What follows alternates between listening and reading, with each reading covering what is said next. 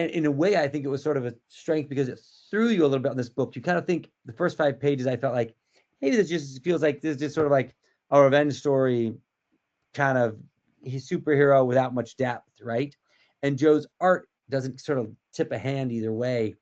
Then you start to realize this is actually really a military guy who's like still stuck in his military ways, and he's actually become somewhat more of a criminal than he even is a vigilante for Yeah. good. The way he's like taking out the criminals, stealing their money, using that to like pay his rent, you know. And you start to realize that he's actually sort of a lost character, right, in what he's doing. And his brother was murdered, and he's now taking care of his sister-in-law and his nephew.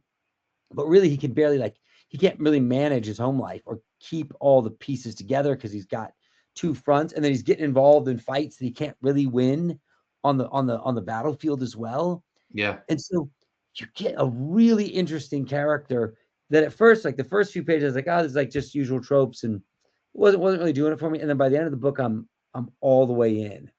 Yeah. Um, I don't know if you felt a similar thing, but you get this character who's like, I don't know who I am or what I'm trying to do here, but I'm trying to make this mark, and I'm making mistakes and doing the wrong thing. Um, and I liked that approach. I read Yeah. several books in this Rippaverse world. I think this is the one that connected with me the most. I don't know what did you think Yeah. of it? No, I would agree. I've read